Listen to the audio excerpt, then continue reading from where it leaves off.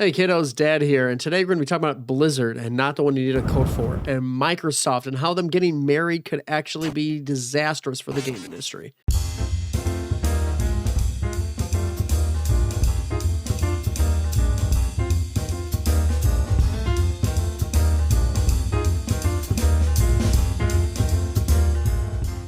If you haven't kept up recently, let me get you up to speed.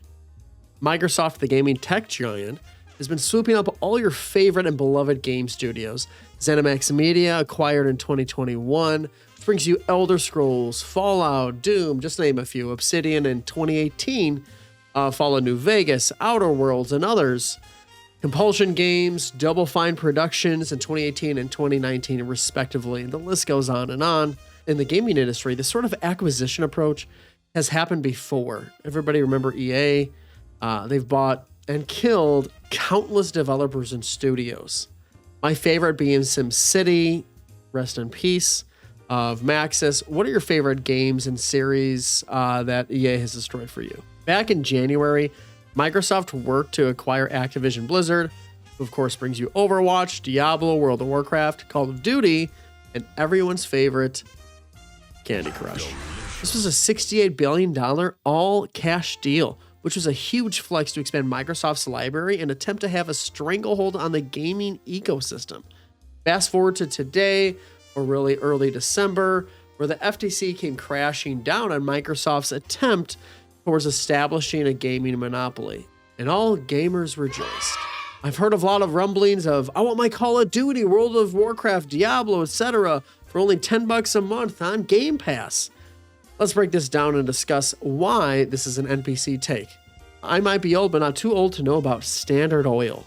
Something we should all know about. About 120 years ago, Standard Oil, a company which controlled about 95% of all oil produced in the United States, practiced what is called predatory pricing. Predatory pricing is when a company drastically lowers their prices to make it impossible for competitors to remain viable in the market. The US government stepped in and said, nah, and broke up Standard Oil.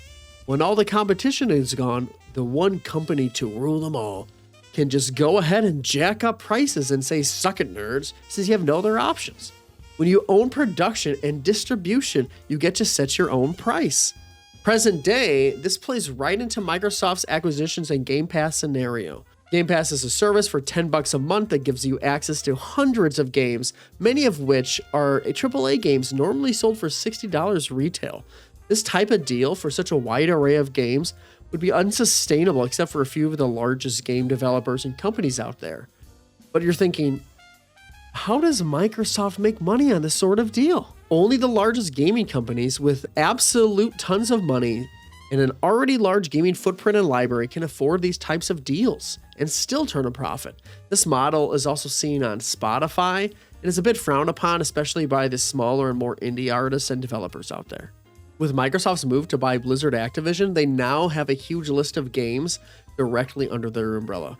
They could focus on those AAA games within their domain and no longer need to worry about indie or outside games as much, as their first-party titles sell like hotcakes in a veritable min-max scenario.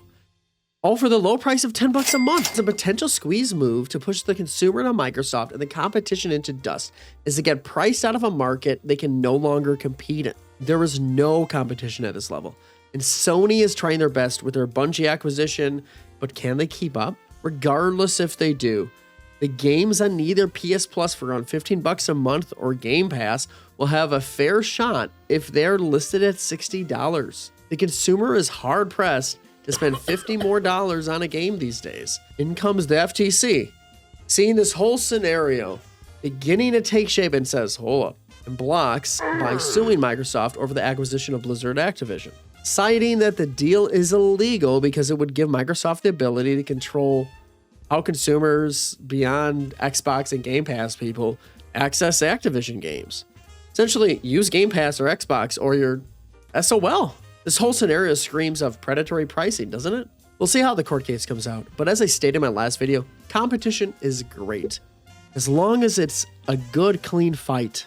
I hate to say it, kids, but paying full price for a game is good for your gaming experience in the long run. Make sure to get those sales when you can. But what are your thoughts? Do you agree? Disagree? Am I just a cranky old man who knows nothing about the gaming industry? Let me know in the comments. Till next time, kids, I'm going to grab the milk.